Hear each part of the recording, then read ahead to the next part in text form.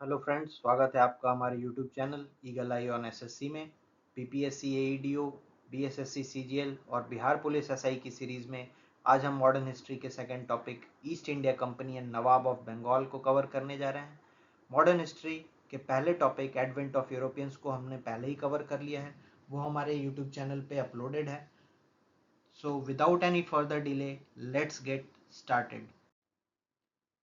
पहला क्वेश्चन है, which treaty was signed after the battle of Buxar. Battle of Buxar के बाद कौन सी संधि की गई थी, कौन सी ट्रिटी साइन हुई थी। ऑप्शंस गिवन है, A treaty of Allahabad, B treaty of Sugauli, C treaty of Bassein and D treaty of Salbai. तो जैसा कि हमें पता है, बैटल ऑफ बक्सर जो कि 22 अक्टूबर 22 अक्टूबर और 23 अक्टूबर 1764 को लड़ा गया था between the combined forces of Mir Qasim, Shuja-ud-Daula और Mughal empire Shah Alam two versus British East India Company under Hector Munro. और इस बैटल में जो विनर थे वो थे ब्रिटिश ईस्ट इंडिया कंपनी। इनकी कंबाइंड फोर्स मीर कासिम, सुजाउद्दौला जो कि अवध के नवाब थे, और Shah Alam two British East India Company से ये बैटल लड़ती है और ये बैटल हार जाती है। इस बैटल के बाद ब्रिटिश ईस्ट इंडिया कंपनी और मुगल एम्पायर शाह आलम टू में एक ट्रिटी साइन होती है जिसे हम कहते हैं ट्रिटी ऑफ इलाहाबाद। सो इस क्वेश्चन का जो करेक्ट आंसर होगा वो होगा option A, treaty of Allahabad. अब इस इलाहाबाद की ट्रिटी में शाह आलम टू ने ब्रिटिश ईस्ट इंडिया कंपनी को दीवानी राइट्स प्रोवाइड कराई थी। कहाँ कहाँ की? बिहार, बंगाल और उड़ीसा की दीवानी राइट्स प्रोवाइड करा दी थी। दीवानी राइट्स का मतलब है फिस्कल रेवेन्यू कलेक्शन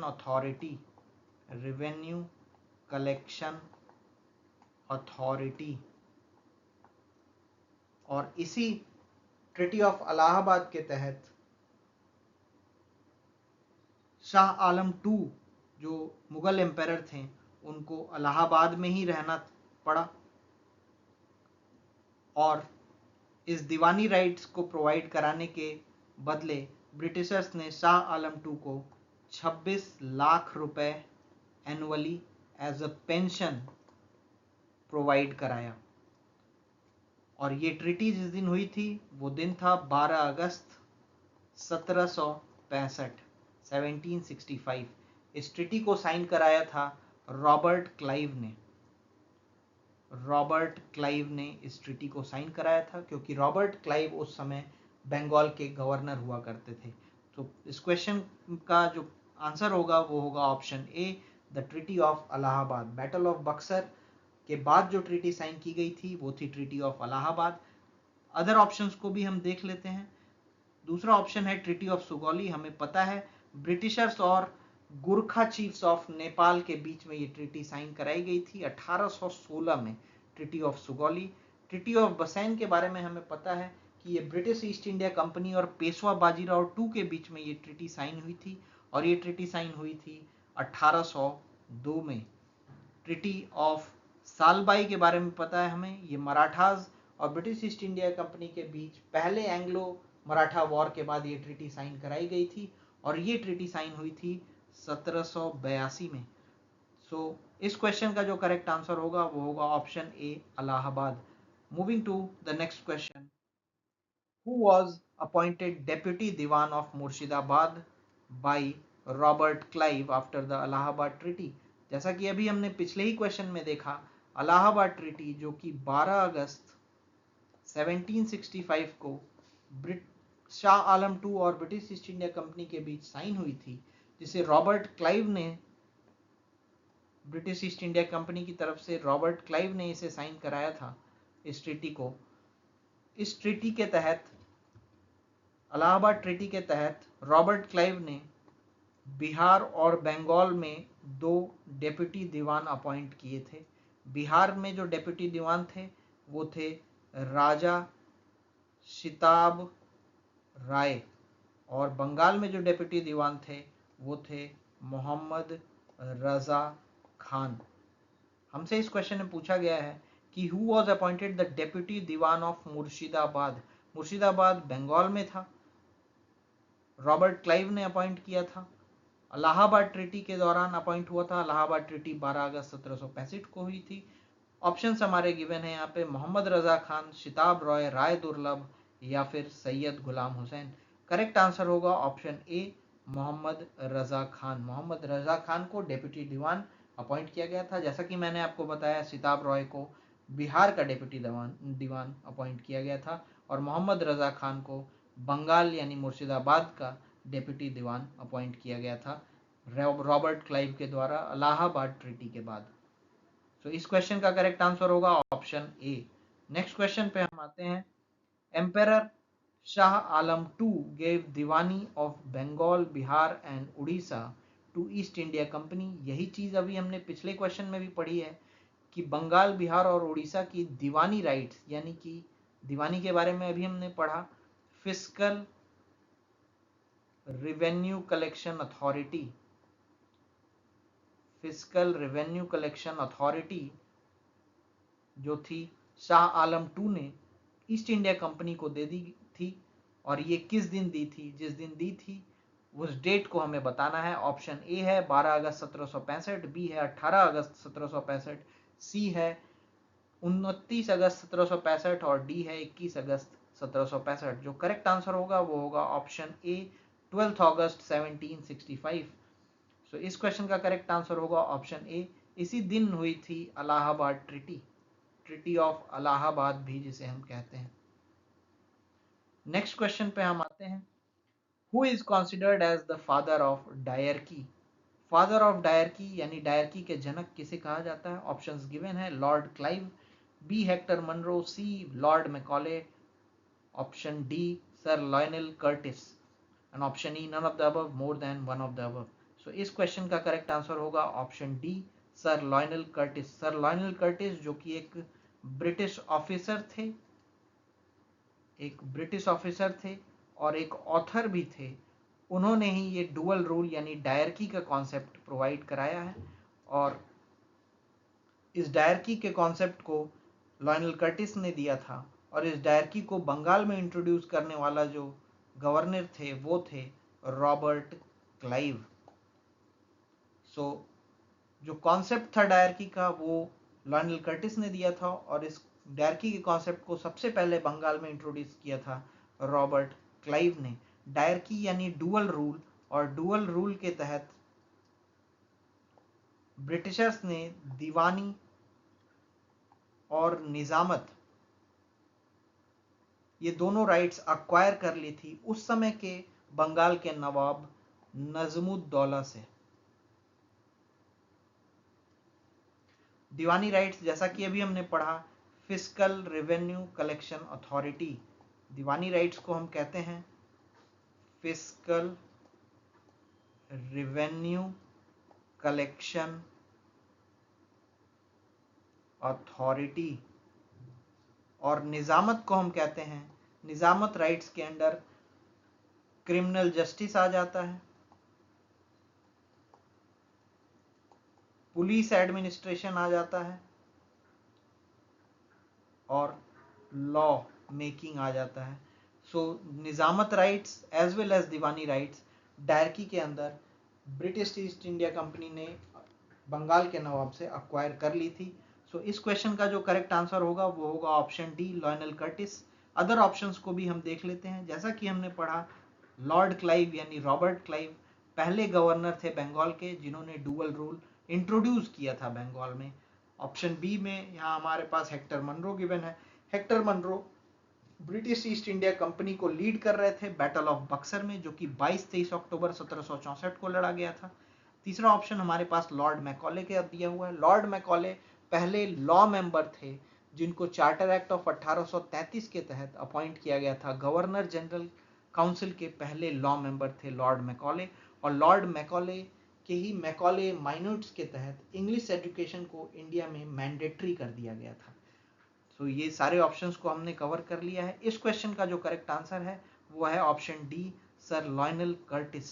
सो अब नेक्स्ट क्वेश्चन पे आते हैं हम। The dual system of governance in Bengal was enforced by, options given है A Warren Hastings, B William Bentinck, C Robert Clive और D Lord Curzon। Option E none of the above / more than one of the above। So dual system of governance Bengal में किसने enforce किया था? अभी हमने पिछले question में पढ़ा कि डुअल सिस्टम ऑफ गवर्नेंस यानी डायरकी को बंगाल में इन्फोर्स करने वाला जो पहला गवर्नर था वो था रॉबर्ट क्लाइव। रॉबर्ट क्लाइव का हम जानते हैं कार्यकाल 1757 से लेके 1760 और फिर 1765 से लेके 1767 के बीच में रॉबर्ट क्लाइव बंगाल के गवर्नर रहे थे। सो इस क्वेश्चन का करेक्ट आंसर होगा ऑप्शन सी। दूसरे ऑप्शंस को भी हम देख लेते हैं। Warren Hastings regulating act of 1773, regulating act of 1773 के तहत पहले गवर्नर जनरल ऑफ बंगाल बनते हैं। विलियम बेंटिक के बारे में हमें पता है। विलियम बेंटिक 1833 के चार्टर एक्ट के तहत पहले गवर्नर जनरल ऑफ इंडिया बनते हैं। लॉर्ड कर्जन के बारे में भी हमें पता है। लॉर्ड कर्जन ने बंगाल का पार्टीशन किया था और 1899 से 1905 तक इनका कार्यकाल रहा था। इनका फेमस बंगाल के पार्टीशन के लिए ये जाने जाते हैं। सो इस क्वेश्चन का करेक्ट आंसर होगा option C, Robert Clive. Moving to the next question, number 7। The British ruled India for a long time due to the, options given है A liberal policies of the Congress, B imprisonment of Indian leaders, option C policy of divide and rule, option D more than one of the above, option E none of the above। इस question का correct answer होगा option C, policy of divide and rule. Britishers Bharat में लंबे समय तक शासन करते हैं, इसका मेन कारण था डिवाइड एंड रूल की policy. Policy of divide and rule के तहत ब्रिटिशर्स ने इंडिया को कास्ट, क्रीड, रिलीजन, कलर, इन सब के बेसिस पे डिवाइड कर दिया था और इंडियंस की यूनिटी कम हो गई थी, और इसी को बोलते हैं policy of divide and rule. So इसी पॉलिसी के तहत ब्रिटिशर्स ने भारत में लंबे समय तक शासन किया और वो इसमें सफल रहे। सो इस क्वेश्चन का करेक्ट आंसर होगा option C, policy of divide and rule. Moving to the next question, number 8। Who introduced the system of Mahalwari system in Bengal? Options given है। बंगाल में महलवारी सिस्टम किसने इंट्रोड्यूस किया था? ऑप्शन ए है लॉर्ड हेस्टिंग्स, ऑप्शन बी है lord Cornwallis, option C है Holt Mackenzie, option D है more than one of the above, option E है none of the above. So इस क्वेश्चन का करेक्ट आंसर होगा ऑप्शन सी, हॉल्ट मैकेंजी।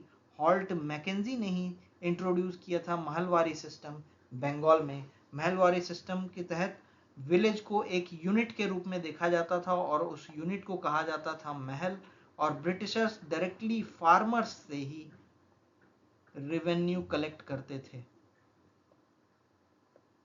इस system के तहत ब्रिटिशर्स डायरेक्टली फार्मर्स से रेवेन्यू कलेक्ट करते थे और विलेजेस को एक यूनिट के फॉर्म में बना दिया गया था जिसे हम महल कहते हैं। तो महलवारी सिस्टम जो है वो इंट्रोड्यूस किया था हॉल्ट मैकेंजी ने।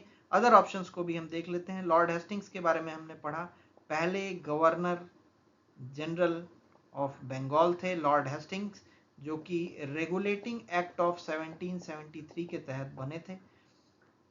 दूसरे ऑप्शन को हम देखते हैं, Lord Cornwallis. Permanent settlement introduce किया था लॉर्ड कॉर्नवालिस ने ईयर 1793 में। सो इस क्वेश्चन का करेक्ट आंसर होगा option C, Holt Mackenzie. Mahalwari system को इंट्रोड्यूस किया था बंगाल में, जिनका नाम था हॉल्ट मैकेंजी। नेक्स्ट क्वेश्चन पे आते हैं, number 9। When was Bihar province merged with the Bengal province? Bihar province Bengal province के साथ कब मर्ज होती है? ऑप्शंस गिवन है 1713, ऑप्शन बी है 1733, ऑप्शन सी है 1732, ऑप्शन डी है 1734। इस क्वेश्चन का करेक्ट आंसर होगा option C 1733। So option C 1733 correct answer है। बिहार पहली बार बंगाल में मर्ज होता है वो इसी ईयर में होता है। So moving to the next question, number 10. Which one of the following was the last governor of Bengal appointed by Mughal Emperor Sarfaraz? Mughal emperor कौन से गवर्नर थे बंगाल के जो लास्ट जिनको अपॉइंट किया गया था किसी मुगल एम्पेरर के द्वारा? इस क्वेश्चन में ये पूछा गया है। हमारे पास ऑप्शंस गिवन है सरफराज खान, बी मुर्शिद कुली खान, सी अलीवर्दी खान और डी शुजाउद्दीन मोहम्मद खान। तो जैसा कि हम जानते हैं इस क्वेश्चन का जो करेक्ट आंसर होगा वो होगा ऑप्शन बी मुर्शिद कुली खान। मुर्शिद कुली खान आखिरी गवर्नर थे बंगाल के जिनको किसी मुगल एम्पायर ने अपॉइंट किया था। और इन्हें कौन से मुगल एम्पायर ने अपॉइंट किया था? उनका नाम था फर्रुखसियर। मुर्शिद कुली खान का कार्यकाल 1717 से 1727 तक रहता है। सो मुर्शिद कुली खान आखिरी बार किसी मुगल एम्पायर के द्वारा अपॉइंट किए जाते हैं बंगाल के गवर्नर। मुर्शिद कुली खान के बारे में कुछ और फैक्ट्स हैं, जैसे कि मुर्शिद कुली खान ने ढाका से कैपिटल चेंज करके मकसूदाबाद कर दिया था। ढाका से कैपिटल मकसूदाबाद कर दिया था और बाद में मकसूदाबाद का नाम चेंज कर दिया, उसे अपने नाम पे रख लिया मुर्शिदाबाद। मुर्शिद कुली खान ने ही पहली बार इजारा सिस्टम शुरू किया था। लैंड सेटलमेंट के लिए इजारा सिस्टम शुरू करने वाले जो बंगाल के गवर्नर थे वो मुर्शिद कुली खान ही थे। अदर ऑप्शंस को भी हम देख लेते हैं। ऑप्शन ए में है हमारे पास सरफराज खान। सरफराज खान का कार्यकाल था 1739 से 1740 के बीच। अलीवर्दी खान भी हमारे पास इस ऑप्शन में है। अलीवर्दी खान का कार्यकाल जो था वो था 1740 से 1756 के बीच में। सो ये सारे बंगाल के ही गवर्नर थे, लेकिन आखिरी बार किसी मुगल एम्पायर ने जिसे गवर्नर अपॉइंट किया था वो थे मुर्शिद कुली खान। तो इस क्वेश्चन का करेक्ट आंसर हो जाएगा option B Murshid Quli Khan. Moving to the next question, number 11. The last subedar of Bengal who was appointed by Mughal empire? Options given है A Murshid Quli Khan, B Sarfaraz Khan, C Shujauddin Mohammad Khan और डी अलीवर्दी खान। तो अभी हमने पिछले ही क्वेश्चन में इसे देखा है कि आखिरी बंगाल के सूबेदार या गवर्नर जिसे मुगल एम्पायर ने अपॉइंट किया था, कौन से मुगल एम्पायर थे? फर्रुखसियर थे। वो कौन से गवर्नर थे जिन्हें अपॉइंट किया गया था? तो ऑप्शन ए यानी मुर्शिद कुली खान यहाँ सही हो जाएगा।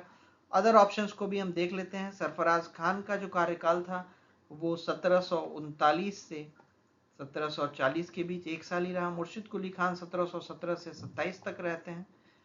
सुजाउद्दीन मोहम्मद खान यानी सुजाउद्दीन, इनका जो कार्यकाल था वो 1727 से 1739 और अलीवर्दी खान का जो कार्यकाल था वो 1740 से 1756 के बीच रहता है।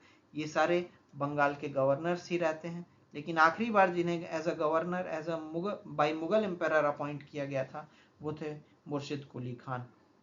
नेक्स्ट क्वेश्चन पे आते हैं, नंबर 12.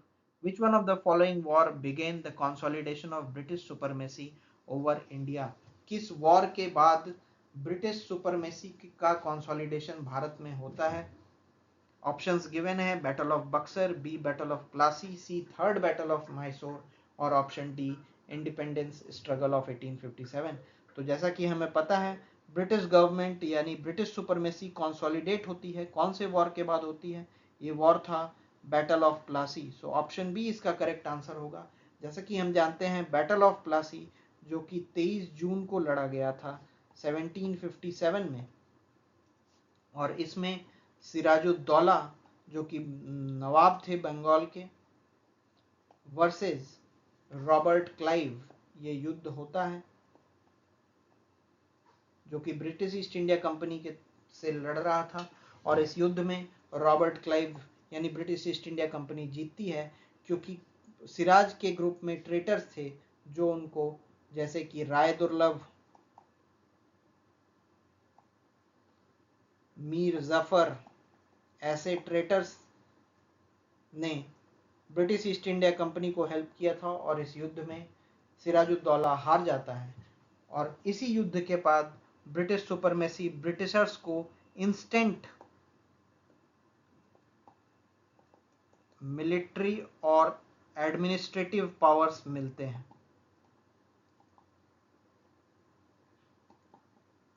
इसी युद्ध के बाद इंस्टेंट मिलिट्री और एडमिनिस्ट्रेटिव पावर मिल जाते हैं और ब्रिटिशर्स एक पपेट नवाब को अपॉइंट करता है मीर जाफर के रूप में।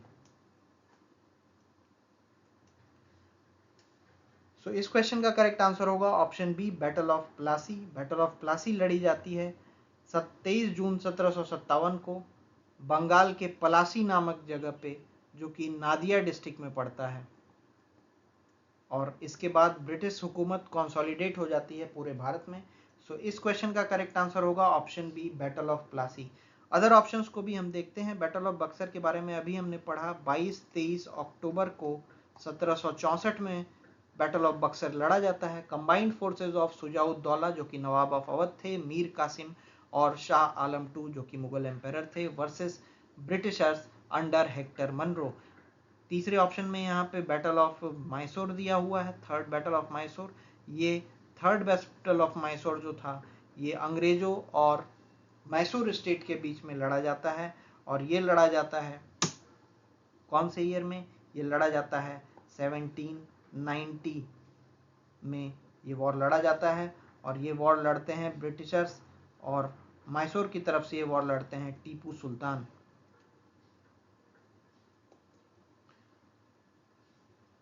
सो इस क्वेश्चन का करेक्ट आंसर होगा option B, battle of Plassey.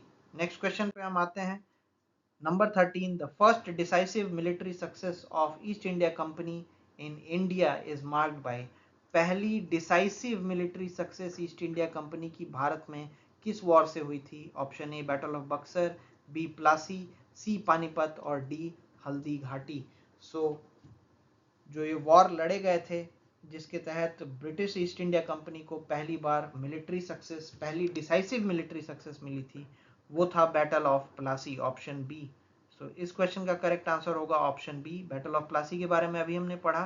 23 जून को 1757 में ये बैटल लड़ा जाता है। बैटल ऑफ बक्सर हम जानते हैं 22 और 23 अक्टूबर को 1764 में ये बैटल लड़ा जाता है। बैटल ऑफ बक्सर में कंबाइंड फोर्सेस थे मीर कासिम, सुजाउद्दौला और शाह आलम II के, जो कि ब्रिटिश ईस्ट इंडिया कंपनी से ये लड़ते हैं। ब्रिटिश ईस्ट इंडिया कंपनी को ये लीड कर रहे थे हेक्टर मनरो, और इसमें ब्रिटिश ईस्ट इंडिया कंपनी ये बैटल जीतती है। दूसरे बैटल्स को भी देख लेते हैं, जैसे battle of Panipat. Battle of Panipat हम जानते हैं, पानीपत में 3 बैटल्स हुए थे।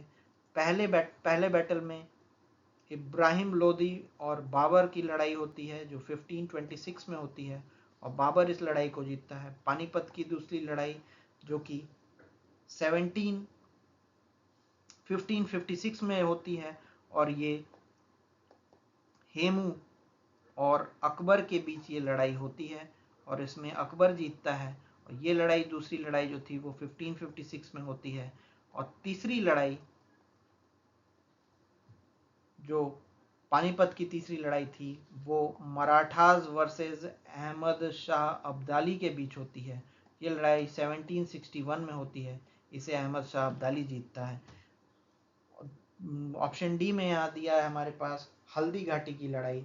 हल्दी घाटी की जो लड़ाई है वो होती है अकबर वर्सेस महाराणा प्रताप। तो इस क्वेश्चन का जो करेक्ट आंसर होगा वो होगा option B, battle of Plassey. इसी बैटल के बाद इसी बैटल में पहली डिसाइसिव मिलिट्री सक्सेस जो है ब्रिटिश ईस्ट इंडिया कंपनी को मिलती है भारत में। Moving to the next question, number 14, the battle of Plassey was fought in the year. अभी हमने पिछले क्वेश्चन में ही डिस्कस किया कि बैटल ऑफ प्लासी 23 जून 1757 को लड़ा गया था, तो कौन से ईयर में लड़ा गया था? ऑप्शन बी इसका करेक्ट आंसर होगा 1757। नेक्स्ट क्वेश्चन पे हम आते हैं। Sirajuddaulah was defeated by Robert Clive in the battle of, options given है प्लासी, बी बक्सर, सी मुंगेर और डी वेंडिवॉश। तो जैसा कि हम जानते हैं कि सिराजुद्दौला जो कि नवाब हुआ करता था बंगाल का, वो रॉबर्ट क्लाइव जो कि ब्रिटिश ईस्ट इंडिया कंपनी की तरफ से लीड कर रहे थे, वो किस बैटल में रॉबर्ट क्लाइव ने सिराजुद्दौला को हराया था? तो वो था बैटल ऑफ प्लासी, 23 जून 1757 को। Battle of Plassey option A correct हो जाएगा। प्लासी जैसा कि हम जानते हैं ये वेस्ट बंगाल में, इसका करंट नेम पलाशी है। ये वेस्ट बंगाल में पड़ता है, नादिया डिस्ट्रिक्ट में। और इस पलाशी कौन से रिवर के बैंक पे है? तो ये भी हमें पता होना चाहिए, भागीरथी रिवर के बैंक पे वेस्ट बंगाल के नादिया डिस्ट्रिक्ट में पलासी ये प्लेस है, जहाँ पे 23 जून 1757 को सिराजुद्दौला रॉबर्ट क्लाइव से ये बैटल हारते हैं। अदर ऑप्शंस को भी हम देख लेते हैं। बक्सर के बारे में अभी हमने पढ़ा, बैटल ऑफ बक्सर जो कि 1764 में 22-23 अक्टूबर को लड़ा जाता है between the combined forces of Shujauddaula, Mir Qasim and Shah Alam II versus Britishers. Munger के बारे में भी हमने पढ़ा, मुर्शिद कुली खान ने मीर कासिम ने कैलकाटा से सेटलमेंट्स को हटा के मुंगेर शिफ्ट कर लिया था ताकि अंग्रेजों का इंटरफेरेंस कम हो, इसके लिए मुंगेर शिफ्ट किया था कैलकाटा से अपने सेटलमेंट्स को। उनका नाम था मीर कासिम, और मीर कासिम ने ही बंगाल की इकॉनमी को बेटर बनाने के लिए ये काम शुरू किया था। बंगाल की इकॉनमी को पहले से बेटर बनाने के लिए उन्होंने मुंगेर में पहले से भी मैच लॉक गन्स की फैक्ट्री भी ओपन की थी। ऑप्शन डी में यहाँ वेंडिवॉश दिया हुआ है। वेंडिवॉश हम जानते हैं 1760 में ब्रिटिशर्स और फ्रेंच के बीच में जो लड़ाई हुई थी उसे हम बैटल ऑफ वेंडिवॉश कहते हैं, और इस वेंडिवॉश के बैटल में ब्रिटिशर्स जीत गए थे। ब्रिटिशर्स की तरफ से थे सर आयरी कूट, और फ्रेंच की तरफ से थे काउंट डी लैली। सो इस क्वेश्चन का करेक्ट आंसर होगा ऑप्शन ए पलासी। बाकी ऑप्शंस के भी मैंने जो पॉइंट्स आपको बताए हैं आप उनको भी ध्यान रखिए। मैंने बहुत सारे पॉइंट्स यहाँ डिस्कस कर दिए हैं, जैसे कि बैटल ऑफ वेंडिवॉश को भी मैंने यहाँ डिस्कस किया है कि 1760 में ब्रिटिशर्स और फ्रेंच के बीच ये बैटल लड़ा गया था। बक्सर से रिलेटेड मैंने पॉइंट्स आपको बताया, बैटल ऑफ बक्सर से रिलेटेड। और इस क्वेश्चन का जो करेक्ट आंसर है वो होगा पलासी। पलासी से रिलेटेड भी मैंने आपको पॉइंट्स बताए कि नादिया डिस्ट्रिक्ट वेस्ट बंगाल में ये है, और कौन सी रिवर यहाँ फ्लो करती है? तो भागीरथी रिवर फ्लो करती है। तो इस क्वेश्चन का करेक्ट आंसर है ऑप्शन ए। नेक्स्ट क्वेश्चन पे आते हैं, number 16। Who was the founder of British empire in India? British empire का फाउंडर किसे कहा जाता है इंडिया में? ऑप्शंस गिवन है, A Warren Hastings, B Lord Amherst, C Robert Clive और डी विलियम बेंटिक। सो इसका करेक्ट आंसर होगा option C, Lord Robert Clive. Robert Clive जो थे वो फाउंडर थे ब्रिटिश एम्पायर के इंडिया में। रॉबर्ट क्लाइव दो टेन्योर था उनका गवर्नर का, एक 1757 से 60 के बीच में और एक 1765 से 67 के बीच में। रॉबर्ट क्लाइव ही वो गवर्नर थे जिन्होंने डुअल रूल इन्फोर्स किया था बंगाल में। अदर ऑप्शंस को देख लेते हैं। वॉरेन हेस्टिंग के बारे में हमें पता है, रेगुलेटिंग एक्ट ऑफ 1773 के तहत पहले गवर्नर जनरल ऑफ बंगाल बनते हैं। लॉर्ड विलियम बेंटिक के बारे में भी हमने पढ़ लिया कि चार्टर एक्ट 1833 के तहत पहली बार गवर्नर जनरल ऑफ इंडिया का पोस्ट लॉर्ड विलियम बेंटिक ही होल्ड करते हैं। सारे ऑप्शंस को हमने डिस्कस किया। इस क्वेश्चन का जो करेक्ट आंसर होगा वो होगा option C, Robert Clive. Moving to the next question, number 17। Who among the following has been called as a heaven born general? किसे हम हेवन बॉर्न जनरल कहते हैं? ऑप्शंस गिवन है, Albuquerque, B Robert Clive, C Francois Dupleix और D lord Cornwallis. So हम जानते हैं इस क्वेश्चन का करेक्ट आंसर होगा option B, Robert Clive. Robert Clive को हम हेवन बॉर्न जनरल कहते हैं। हमने उनका कार्यकाल देखा गवर्नर ऑफ बंगाल के रूप में 2 बार 1757 से 60 के बीच में और 1765 से 67 के बीच में। हम जानते हैं कि उन्होंने नवाब ऑफ अवध जो थे, नवाब ऑफ अवध शुजाउद्दौला और Mughal empire Shah Alam II, nawab of Awadh Shujauddaula और मुगल एम्पायर शाह आलम II, इन दोनों को फोर्स किया ट्रीटी ऑफ इलाहाबाद साइन करने के लिए, और 1765 12 अगस्त को ये ट्रीटी साइन हुई। और इसी के साथ जो है डुअल रूल भी इस्टेब्लिश इन्होंने कर दिया था बंगाल में, डुअल रूल को भी इन्होंने इंट्रोड्यूस कर दिया था बंगाल में। और इसी के साथ इन्होंने बंगाल को एक प्रीडेटरी स्टेट के रूप में बना दिया था। और इनके इन कामों को देखते हुए इनको स्टेट्समैन और एक सोल्जर के रूप, एक स्टेट्समैन के रूप में देखा गया था। इन्हीं कामों की वजह से इन्हें स्टेट्समैन के रूप में देखा गया और इनको हीवन बॉन्ड जनरल का की जो उपाधि थी वो विलियम पिट ने दी थी, विलियम पिट। तो इस क्वेश्चन का करेक्ट आंसर होगा option B, Robert Clive. Other options को भी हम देख लेते हैं। अल्बुकर्क के बारे में हम पहले से ही जानते हैं, अल्बुकर्क पोर्चुगीज गवर्नर हुआ करते थे। फ्रैंकोइस डुप्लेक्स के बारे में हम जानते हैं, ये फ्रेंच आर्मी के कमांडेंट थे फ्रैंकोइस डुप्लेक्स। और फ्रैंकोइस डुप्लेक्स ने ही सबसे पहले भारत के जो राजा हुआ करते थे उनके इंटरनल कॉन्फ्लिक्ट्स में पार्ट लेना शुरू किया और उनको दूसरों के खिलाफ भड़काना शुरू किया, एक दूसरे के खिलाफ। तो फ्रैंकोइस डुप्लेक्स को हम इस तौर पे जानते हैं। और चौथा ऑप्शन हम जानते हैं लॉर्ड कॉर्नवालिस, जिन्होंने 1793 में परमानेंट सेटलमेंट इंट्रोड्यूस किया था। तो परमानेंट सेटलमेंट को इंट्रोड्यूस करने वाले लॉर्ड कॉर्नवालिस थे। 1793 में उन्होंने परमानेंट सेटलमेंट इंट्रोड्यूस किया था। फ्रैंकोइस डुप्लेक्स के बारे में अभी हमने देख लिया। फ्रैंकोइस डुप्लेक्स जो थे वो पहले 2 फर्स्ट और सेकंड एंग्लो फ्रेंच वॉर में भी फ्रेंच आर्मी को लीड कर रहे थे। Moving to the next question number 18, the battlefield of Plassey is situated in. अभी हमने डिस्कस किया प्लासी जो है वो वेस्ट बंगाल के नादिया डिस्ट्रिक्ट में प्रेजेंट है, वेस्ट बंगाल के नादिया डिस्ट्रिक्ट में है। और कौन सी रिवर यहाँ पे फ्लो करती है, यहाँ जो रिवर फ्लो करती है उसका नाम है भागीरथी रिवर। पलासी को अब करेंटली पलाशी बोलते हैं। सो हमसे इस क्वेश्चन में पूछा है कि ये जो बैटलफील्ड है पलासी का, ये कहाँ पे है, किस जगह सिचुएटेड है। ऑप्शंस गिवन है, A Bihar, B Andhra Pradesh, C Orissa और D West Bengal. So correct answer होगा ऑप्शन डी, वेस्ट बंगाल। इस क्वेश्चन का करेक्ट आंसर है option D, West Bengal. Next question पे आते हैं number 19, which of the following shifted his capital from Murshidabad to Munger.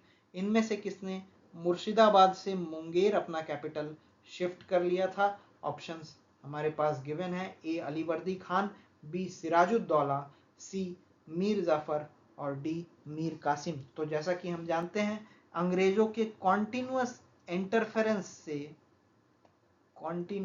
Interference से परेशान होकर मीर कासिम ने अपनी राजधानी को मुर्शिदाबाद से मुंगेर शिफ्ट कर लिया था।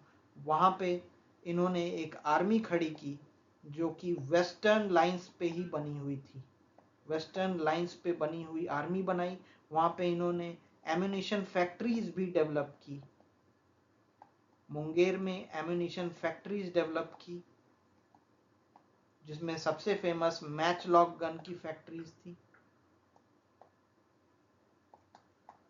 सो मुर्शिदाबाद से मुंगेर कैपिटल को शिफ्ट करने वाले जो नवाब थे वो थे मीर कासिम।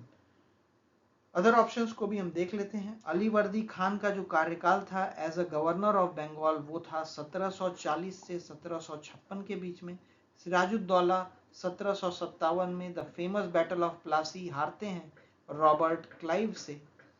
और मीर जाफर वो ट्रेटर थे जिन्होंने सिराजुद्दौला को वो हरवाया था बैटल, और पलासी का बैटल। और मीर जाफर उसके बाद पलासी की युद्ध के बाद नवाब ऑफ बंगाल बनते हैं। इस क्वेश्चन का करेक्ट आंसर होगा option D, that is Mir Qasim.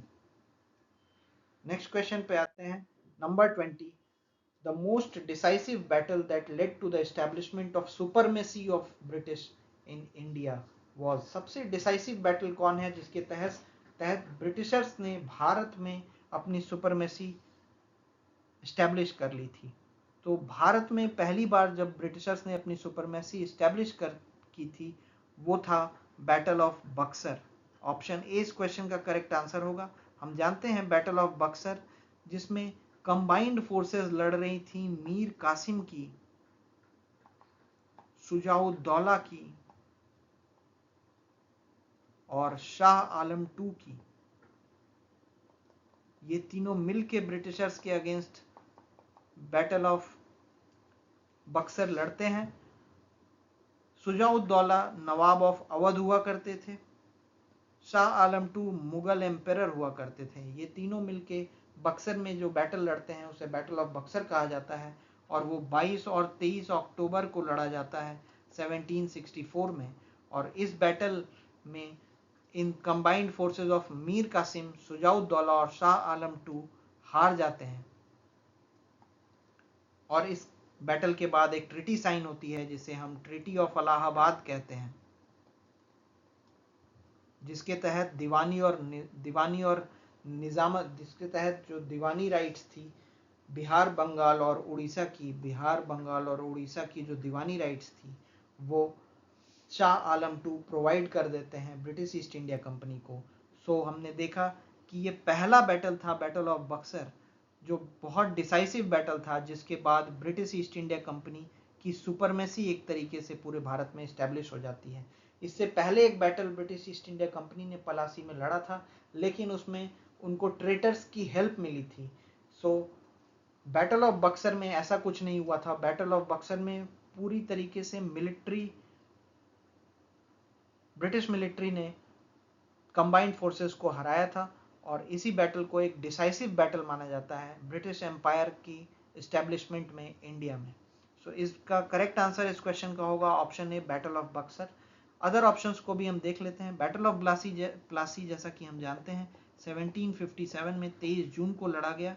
Battle of वेंडीवॉश के बारे में भी हमें पता है, ये 1760 में ब्रिटिशर्स और फ्रेंच के बीच में लड़ा जाता है। ब्रिटिश को लीड कर रहे थे आयरी कूट और फ्रेंच को लीड कर रहे थे काउंट डी लैली, और ये बैटल वेंडीवॉश का ब्रिटिशर्स जीत जाते हैं। थर्ड बैटल ऑफ पानीपत के बारे में हम जानते हैं, मराठाज वर्सेस अहमद शाह अब्दाली ये बैटल होता है और ये 1761 में होता है। इस बैटल में अहमद शाह अब्दाली विनर होता है। सो करेक्ट ऑप्शन जो है इस क्वेश्चन के लिए वो है option A, battle of Buxar. Next question पे आते हैं, number 21, out of the following the most decisive battle fought by East India Company was. सबसे डिसाइसिव बैटल जो ईस्ट इंडिया कंपनी लड़ती है कौन सा था? Battle of Buxar, Plassey, first Anglo Sikh war या first Anglo Mysore war. So इसका करेक्ट आंसर होगा option A, battle of Buxar. So option A, battle of Buxar इसका करेक्ट आंसर हो जाएगा। अब हम दूसरे ऑप्शंस को भी देख लेते हैं। बैटल ऑफ प्लासी 1757 में लड़ा जाता है। पहला एंग्लो सिख वॉर 1809 में लड़ा जाता है। फर्स्ट एंग्लो मैसूर वॉर जो है वो लड़ा जाता है 1767 में। सो अब हम नेक्स्ट क्वेश्चन पे आते हैं, number 22, which one of the following is considered to be the most significant battle in the establishment of British supremacy in India. बार बार वही क्वेश्चंस रिपीट हो रहे हैं। आप देख सकते हैं यूपीपीसीएस के मेंस में ये क्वेश्चन पूछा गया है। तो कौन सा बैटल था जिसके बाद ब्रिटिश सुपरमेसी पूरी तरीके से भारत में स्टैब्लिश होती है? तो ये बक्सर का बैटल था। ऑप्शन ए यहाँ पे सही हो जाएगा करेक्ट आंसर। दूसरे ऑप्शंस को भी देख लेते हैं। बैटल ऑफ प्लासी 1757 में लड़ा गया था। श्रीरंगपट्टनम की संधि हुई थी। Third battle of third Anglo Mysore war के बाद श्रीरंगपट्टनम में ट्रीटी साइन होती है, ट्रीटी ऑफ श्रीरंगपट्टनम, जो कि 1792 में होती है। ये वही श्रीरंगपट्टनम है। वेंडीवॉश मैंने अभी आपको बताया 1760 में ब्रिटिशर्स वर्सेस फ्रेंच जो वॉर होती है वो बैटल ऑफ वेंडीवॉश होती है, जिसमें ब्रिटिशर्स जीतते हैं ये वॉर। सो इस क्वेश्चन का करेक्ट आंसर होगा ऑप्शन ए, बक्सर। नेक्स्ट क्वेश्चन पे आते हैं, number 23, who was the ruler of Delhi at the time of battle of Buxar? Delhi का रूलर कौन था बैटल ऑफ बक्सर के समय? ऑप्शंस गिवन है, औरंगजेब, बी बहादुर शाह जफर, सी शाह आलम 1 और डी शाह आलम 2। तो इस क्वेश्चन का करेक्ट आंसर होगा option D Shah Alam 2। Battle of Buxar हम जानते हैं combined forces of Mir Qasim, Shujauddaula और Shah Alam 2 British East India Company के अगेंस्ट लड़ते हैं 1764 में। और हम जानते हैं शाह आलम 2 उस समय कौन थे? मुगल एम्पेरर हुआ करते थे। इस क्वेश्चन का करेक्ट आंसर होगा ऑप्शन डी। नेक्स्ट क्वेश्चन पे आते हैं, who was the nawab of Bengal when the battle of Buxar was fought? जब बैटल ऑफ बक्सर लड़ा गया था तो बंगाल का नवाब कौन था? जब बैटल ऑफ बक्सर लड़ा गया उस समय बंगाल का नवाब हुआ करता था मीर जाफर। उस टाइम बंगाल का नवाब था option C Mir Jafar. Battle of Buxar हम जानते हैं 22 और 23 अक्टूबर 1764 को लड़ा गया। वही बात जो हमने पिछले क्वेश्चन में बताई, कंबाइंड फोर्सेस थे मीर कासिम, शुजाउद्दौला और शाह आलम 2 के। शुजाउद्दौला अवध के नवाब हुआ करते थे, शाह आलम 2 मुगल एम्पेरर हुआ करते थे। ये ब्रिटिशर्स से ये बैटल लड़ते हैं। ब्रिटिश ईस्ट इंडिया कंपनी को लीड कर रहा था हेक्टर मनरो। तो इसमें ब्रिटिश ईस्ट इंडिया कंपनी जीतती है। और इस समय जब ये बैटल ऑफ बक्सर चल रहा था तो बंगाल के नवाब हुआ करते थे मीर जाफर। ऑप्शन सी इस क्वेश्चन का करेक्ट आंसर होगा। नेक्स्ट क्वेश्चन पे आते हैं, number 25, which one of the following rulers has granted diwani to East India Company? कौन से रूलर ने ईस्ट इंडिया कंपनी को दीवानी ग्रांट कर दी थी? Option A Farrukh Siyar, B Shah Alam 2, C Shah Alam 1 और डी शुजाउद्दौला। तो करेक्ट आंसर होगा option C Shah Alam 2। Treaty of Allahabad के तहत, ट्रिटी ऑफ इलाहाबाद के तहत शाह आलम 2 ने बिहार, बंगाल और उड़ीसा की दीवानी ब्रिटिश ईस्ट इंडिया कंपनी को प्रोवाइड करते हैं। सो इसका करेक्ट आंसर होगा ऑप्शन सी शाह आलम 2। शाह आलम 2 उस टाइम मुगल एम्पेरर हुआ करते थे। तो 1765 को ये इलाहाबाद की ट्रीटी 12 अगस्त को होती है और इसी के तहत दीवानी राइट्स ग्रांट की जाती है ईस्ट इंडिया कंपनी को। ठीक है, ऑप्शन सी इसका करेक्ट आंसर होगा, sorry option B C Shah Alam 2। Next question पे हम आते हैं, number 26, who granted the diwani of Bengal to East India Company in 1765? Same question repeat हो रहा है। 1765 में किसने बंगाल की दीवानी ईस्ट इंडिया कंपनी को दी थी? तो ये थे मुगल एम्परर। ऑप्शन बी नाम था शाह आलम 2। नेक्स्ट क्वेश्चन पे आते हैं, number 27, in which governor's tenure diwani rights of Bihar, Bengal and Odisha was granted to East India Company by emperor Shah Alam? किस गवर्नर के टेन्योर में? शाह आलम तो मुगल एम्परर हुआ करते थे, उन्होंने दीवानी राइट्स बिहार, बंगाल और उड़ीसा की ब्रिटिश ईस्ट इंडिया कंपनी को दी under the treaty of Allahabad 1765। तो उस समय किस गवर्नर का टेन्योर चल रहा था? कौन थे गवर्नर? ऑप्शंस पूछा दिया गया है, Lord Clive, B Lord Wellesley, C Lord Cornwallis और डी विलियम बेंटिक। सो इसका करेक्ट आंसर होगा ऑप्शन सी लॉर्ड क्लाइव, यानी रॉबर्ट क्लाइव के गवर्नर के कार्यकाल के दौरान दीवानी राइट्स बिहार, बंगाल और उड़ीसा की शाह आलम 2 दे देते हैं ब्रिटिश ईस्ट इंडिया कंपनी को। ऑप्शन ए करेक्ट आंसर है।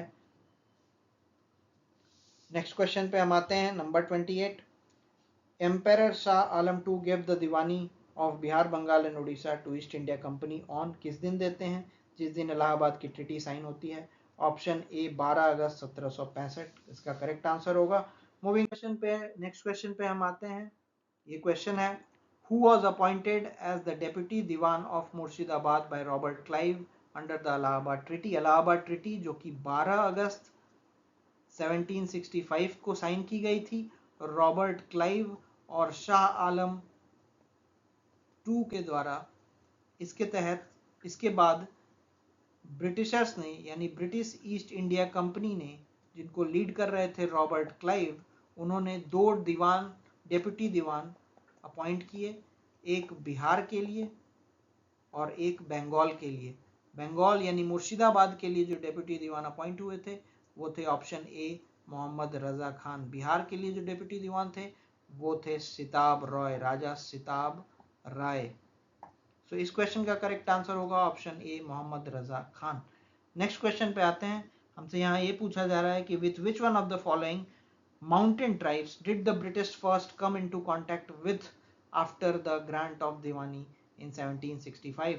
बर्मा वॉर के बाद, जैसा कि हमें पता है, बर्मा वॉर के बाद स्कॉट नाम का एक ब्रिटिश ऑफिसर था जो कि सिलहेट को खासी और जयंतिया हिल्स से कनेक्ट करना चाहता था बाई रोड। तो इसके विरोध में खासी ट्राइब्स को लीड कर रहे थे तीरथ सिंह। उन्होंने इस प्रपोजल का विरोध किया और ब्रिटिशर्स का सामना सबसे पहली बात दीवानी ऑब्टेन करने के बाद 1765 में जिस ट्राइब से हुआ वो थी खासी ट्राइब, जिसको लीड कर रहे थे Tirath Singh. So option B इस क्वेश्चन में करेक्ट आंसर है, खासी ट्राइब। नेक्स्ट क्वेश्चन पे हम आते हैं, number 31। With reference to the Hindu Nayab Wazirs of Awadh state, which of the following statement is correct? Option given है, statements given है। Option statement 1 है राजा टिकैत राय was अर्थ मंत्री of नवाब असफुद्दौला, और second है usually there were certain Hindu castes who were placed at the high positions in the state of Nawab of Awadh। So Hindu नायाब वजीर जो अवध सल्तनत के थे उनके रेस्पेक्ट में ये दोनों स्टेटमेंट्स यहाँ पे करेक्ट है। राजा टिकैत राय जो थे उनको अर्थ मंत्री बनाया गया था असफुद्दौला के शासनकाल में, और जनरली जो है यूजुअली जो है हिंदू कास्ट को हायर पोजीशंस दी जाती थी अवध के नवाबों के द्वारा। सो ऑप्शन 2 भी इसमें करेक्ट स्टेटमेंट होगा। हमारे यहाँ कोड्स में थोड़ी सी दिक्कत हो गई है, ऑप्शन सी पहले आ गया है बी से, तो इस बात का ध्यान रखेंगे। यहाँ पे जो करेक्ट आंसर होगा वो होगा बोथ 1 एंड 2, दोनों ही स्टेटमेंट्स यहाँ सही है। सो ऑप्शन सी इस क्वेश्चन का करेक्ट आंसर है। नेक्स्ट क्वेश्चन पे हम आते हैं, number 32। Which one of the following is the correct chronological order of the battles fought in India in the 18th century? 18वीं सदी में जो बैटल्स भारत में लड़े गए हैं उनका करेक्ट क्रोनोलॉजिकल ऑर्डर हमें बताना है। हमारे पास ऑप्शंस गिवन है। बैटल ऑफ वेंडी वॉश का युद्ध 1760 में लड़ा जाता है, आपको पता होगा। बैटल ऑफ बक्सर का बैटल 1764 में लड़ा जाता है। बैटल ऑफ अंबर आपको पता होना चाहिए, बैटल ऑफ अंबर जो है वो 1749 में लड़ा जाता है, और बैटल ऑफ प्लासी जो है वो 1757 में लड़ा जाता है। तो इसके तहत आप इस क्वेश्चन को बहुत आसानी से, डेट्स को अगर आप याद रखते हैं तो इस क्वेश्चन को आप बहुत आसानी से कर सकते हैं।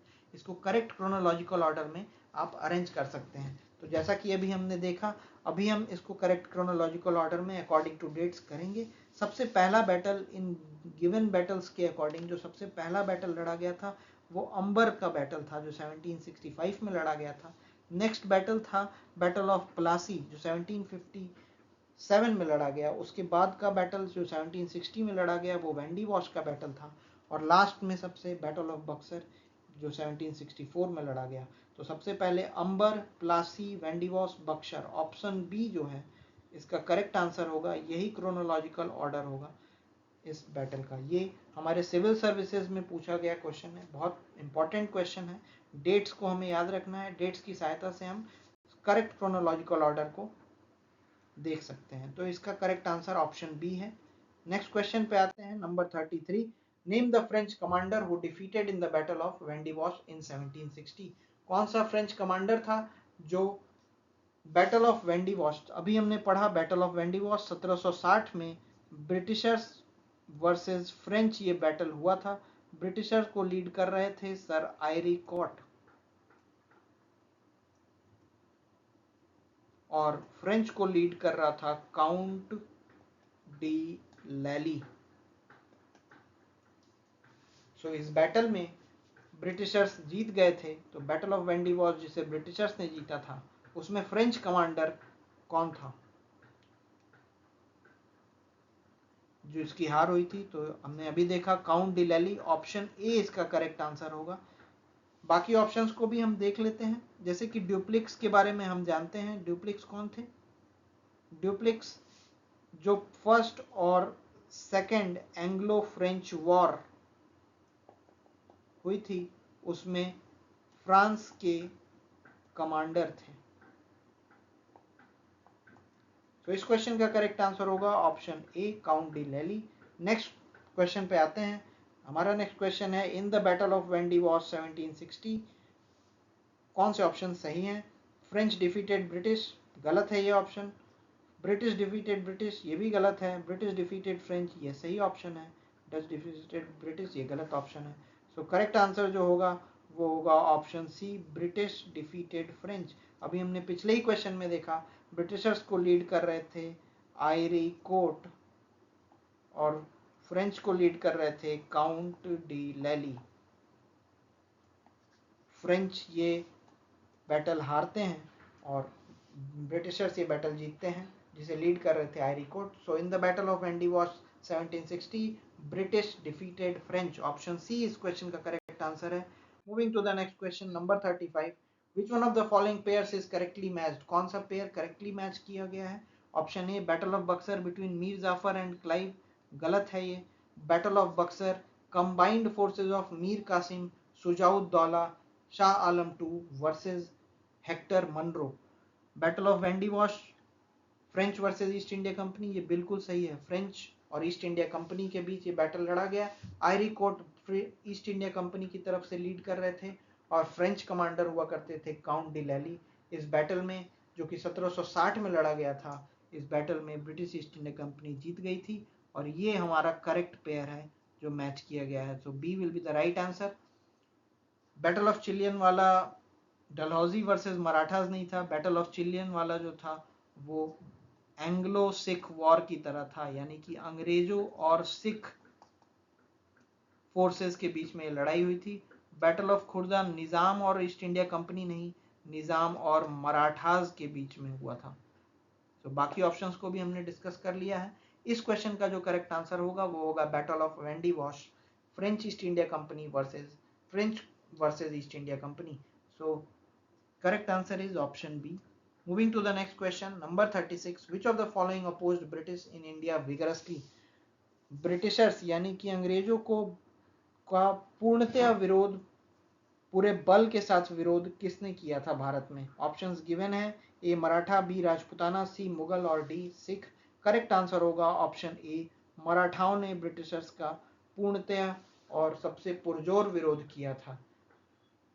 राजपूताना एक समय के बाद ब्रिटिशर्स के अलाई हो गए थे। मुगल्स ब्रिटिशर्स को पूरी तरीके से नहीं विरोध कर पाए थे, मुगल्स को हारना पड़ गया था। जैसा कि आप जानते हैं 1765 के इलाहाबाद ट्रीटी में ही मुगल एम्परर ने एज अ पेंशनर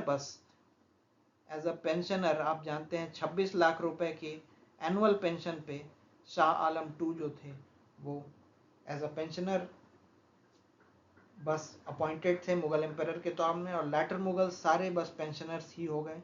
सिख भी अपना तीनों बैटल हार गए थे अंग्रेजों के खिलाफ। तो इस क्वेश्चन का करेक्ट आंसर होगा वो होगा ऑप्शन ए, मराठास। मराठास जो थे उन्होंने ही अंग्रेजों के खिलाफ विगरसली लड़ाई लड़ी थी। तो option A will be the right answer for this question. Thank you. आज का लेक्चर हम खत्म कर रहे हैं।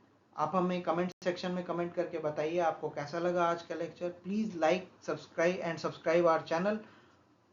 Thank you and have a nice day.